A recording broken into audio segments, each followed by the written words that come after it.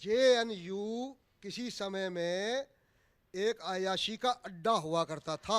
किसी समय में वही जेएनयू है जहाँ पर भारत तेरे टुकड़े होंगे इंशा अल्लाह के नारे लगे थे ना। आज वहाँ पर विवेकानंद जी की मूर्ति स्थापित है। आप बनिया ब्राह्मण और क्षत्रिय की बात करते हैं। आपने कभी मुस्लिम समाज के अंदर जो अलग अलग फिक्रे आपस में लड़ते हैं, शिया सुन्नी लड़ते हैं, कभी उसकी बात की है? कभी कांग्रेस पार्टी ने जेएनयू को एक टूल किट की तरह इस्तेमाल किया है। हिंदू समाज अब इस बात को बर्दाश्त करेगा नहीं। लोग इस प्रकार की हरकतें, ओछी हरकतें कर रहे हैं, वो बाज आ जाएं, सुधर जाए, नहीं तो सुधारने के तरीके हम बदल देंगे। आपके जेएनयू में रहना तो आपको जेएनयू में ही है ना, उन्हीं कमरों में रहना है ना। वो कमरे उठ के तो कहीं चले नहीं जाएंगे। कल को आपको समाज में भी निकलना है। फिर भैया सोच के बोलो। अब यदि आप गलत बोलोगे तो आपके साथ गलत कुछ ना कुछ हो सकता है। ये हिंदू समाज आपको आज चेतावनी दे रहा है। नमस्कार दोस्तों, स्वागत है आप सभी का इस सीएन न्यूज में। मैं हूं आपके साथ नीतीश पाठक। जवाहरलाल नेहरू विश्वविद्यालय यानी कि जेएनयू एक बार फिर से अपने विवादों की वजह से सुर्खियों में है। इस बार जेएनयू ने ब्राह्मण और बनिया जाति को निशाना साधा है और जाति सूचक शब्दों का इस्तेमाल कर अपमान करने का काम किया है। आपको बता दें कि जवाहरलाल नेहरू विश्वविद्यालय के कैंपस में ब्राह्मण भारत छोड़ो, बनिया भारत छोड़ो, इस प्रकार के नारे लिखे गए। इसके बाद से हिंदू समाज में आक्रोश है। इसी विषय पर बात करेंगे। आज मेरे साथ बात करने के लिए संदीप आहूजा जी हैं। सर, एक बार फिर जेएनयू विवादों के केंद्र में है, सुर्खियों में है। इस बार जेएनयू के कैंपस में लिखा गया है कि ब्राह्मण भारत छोड़ो, बनिया भारत छोड़ो, नहीं तो हम बदला लेंगे। इस पर आपकी क्या राय है? ये जेएनयू का इतिहास पुराना भैया। जेएनयू के अंदर हमेशा बीफ परोसने की बातें की गई, बीफ पार्टी करने की बात की। उस महिषासुर माँ दुर्गा के बारे में वहाँ साहित्य छपता है। अफजल गुरु के लिए वहाँ श्रद्धांजलि सभाएं रखी जाती हैं। भाई सोचो आप जेएनयू की क्या हालत थी। ठीक है, ये इतिहास उसका पुराना है। और वहाँ जो फैकल्टी है, जो प्रोफेसर्स हैं, वो वामपंथी विचारधारा के हैं, कम्युनिस्ट हैं, कामरेड हैं सारे। और उन्होंने पूरे एक ऐसी विचारधारा को, जो राष्ट्र विरोधी विचारधारा है, उसको पूरे देश के अंदर पोषित करने का जो काम किया, वो एक फैक्ट्री है जहाँ से इस प्रकार के विचारधारा के लोगों को निकाला जाता है और समाज के अंदर छोड़ा जाता है ताकि हिंदुओं के अंदर टकराव पैदा हो। आप बनिया ब्राह्मण और क्षत्रिय की बात करते हैं। आपने कभी मुस्लिम समाज के अंदर जो अलग अलग फिक्रे आपस में लड़ते हैं, शिया सुन्नी लड़ते हैं, कभी उसकी बात की है? कभी नहीं की, क्योंकि उनके में भी ऊंच नीच होता है। और क्या कहते हैं, जो धार्मिक वो हैं संस्थाएं, उनमें भी यही होता है, धार्मिक लोगों में। मगर आप कभी भी उनकी बात नहीं करते। हिंदुस्तान के अंदर रहकर यदि हिंदुओं को तोड़ के रखना है तो उसको जातिवादी के अंदर तोड़ के रखो। कभी ब्राह्मण की बात करो, जाट गुजर की बात करो, कभी आप जाटव की बात करो, कभी आप वाल्मीकि की बात करो, कभी आप रविदासियों की बात करो। उनको तोड़ के रखो, और आज तक तोड़ के रखा गया। कांग्रेस पार्टी ने जेएनयू को एक टूल किट की तरह इस्तेमाल किया है। टूल किट जो हिंदुओं को बांटकर उसके टुकड़े करने के लिए हमेशा अग्रसर रही, अग्रणी संस्था के रूप में उसने काम किया। वो किस लिए? वो इसलिए ताकि ये बटा रहे, इसका वोट बटा रहे, और बाकी जो सत्ता में जो लोग आएंगे वो एक पक्षीय होंगे, या मुस्लिम परस्त होंगे, या किसी और पक्ष के होंगे। हिंदू पिटता रहेगा, लुटता रहेगा, जो होता रहेगा। मगर परेशानी अब यहाँ से शुरू होगी मेरे भाई, कि हिंदुओं ने 1914 के बाद और 2014 के बाद इकट्ठा होकर, एकजुट होकर वोट देना शुरू कर दिया। वहाँ से पेट में दर्द है उन राजनीतिक लोगों के। और ये यदा कदा इस प्रकार के प्रकरण करते रहते हैं हिंदुओं को भड़काने के लिए।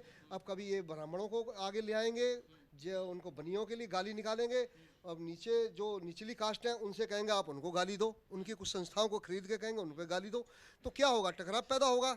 टकराव किस में होगा? बात ये है, टकराव हिंदुओं में पैदा होगा मेरे भाई। ये चीज़ें अब जेएनयू के बंद हो जाएंगी, क्योंकि प्रशासनिक वहाँ धीरे धीरे सारा फेर बदल हो रहा है। किसी समय में वही जेएनयू है जहाँ पर भारत तेरे टुकड़े होंगे इंशा अल्लाह के नारे लगे थे ना। आज वहाँ पर विवेकानंद जी की मूर्ति स्थापित है। जो इतने सालों से, दशकों से जेएनयू की रीढ़ की हड्डी में जो इंजेक्शन लगाया गया इस देश को विभाजन करने का, वो उसका असर थोड़ा थोड़ा धीरे धीरे जाएगा ना। तब तक इस प्रकार की हरकतें होती रहेंगी। मगर हिंदू समाज अब इस बात को बर्दाश्त करेगा नहीं। इस बात को समझ लें। ठीक है, कभी भी उन्होंने जातिगत हमारे बीच में तोड़ने का प्रयास किया तो हिंदू समाज का जो दबंग समाज है वो अच्छी तरह से उनको बता देगा, उनको तोड़ेगा आप। तो ठीक है, कुछ लोग आक्रोशित होकर कुछ काम कर बैठे तो भैया फिर हिंदू समाज को दोष मत देना, ठीक है ना। आपके जेएनयू में रहना तो आपको जेएनयू में ही है ना, उन्हीं कमरों में रहना है ना, वो कमरे उठ के तो कहीं चले नहीं जाएंगे।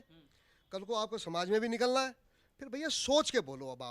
अब यदि आप गलत बोलोगे तो आपके साथ गलत कुछ ना कुछ हो सकता है, ये हिंदू समाज आपको आज चेतावनी दे रहा है। लेकिन बार बार सर जेएनयू में ही ऐसा क्यों होता है? कभी देश विरोधी नारे लगते हैं, कभी सांप्रदायिक सद्भाव को बिगाड़ने की कोशिश की जाती है। अब हिंदुओं को बांटा जा रहा है, जाति सूचक शब्द जो कि ब्राह्मण और बनिया को इस बार टारगेट करके कहा जा रहा है कि हम बदला लेंगे। इस प्रकार की बात जेएनयू में ही क्यों किया जाता है, क्या वजह है?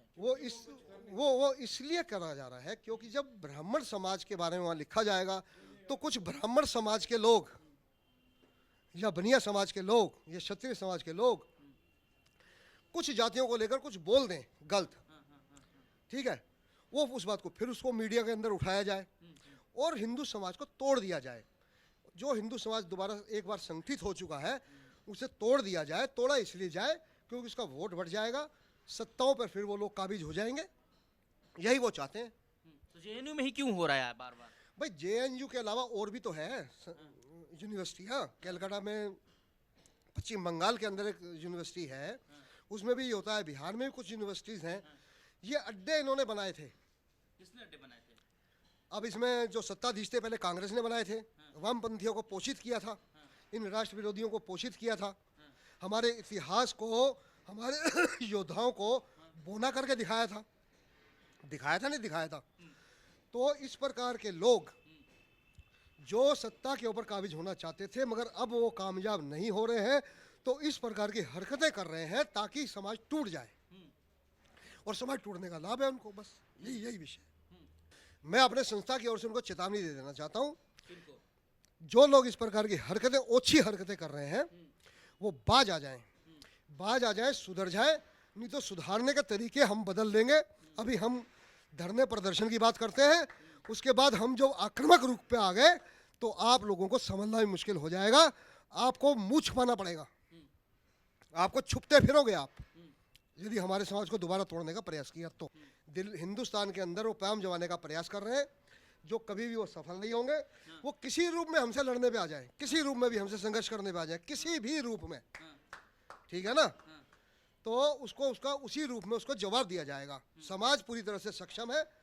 अब समाज दबने वाला नहीं, कुचलने वाला नहीं है, वो आपको सक्षम रूप से जवाब देगा।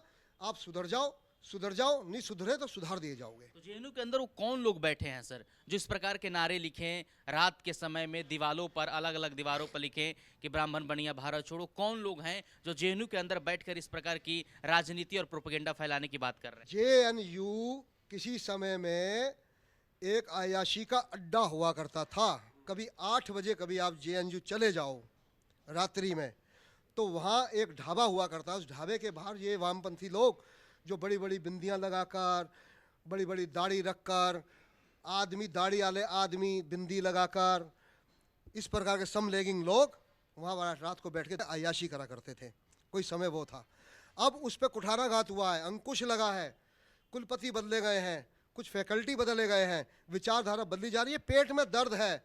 ये जाती हुई विचारधारा का एक फ्रस्ट्रेशन है जो वो निकाल रहे हैं, जिससे हिंदू समाज को सचेत भी रहना चाहिए, फूक के कदम रखना चाहिए। ऐसा ना हो कि हम अपने समाज के ऊपर ही कुछ प्रहार कर दें, ठीक है, वो चाहते हैं ये बात को। तो अब ये धीरे धीरे चेंज हो रहा है, होगा, होके रहेगा। ये जितना मर्जी रोकना प्रयास कर लें,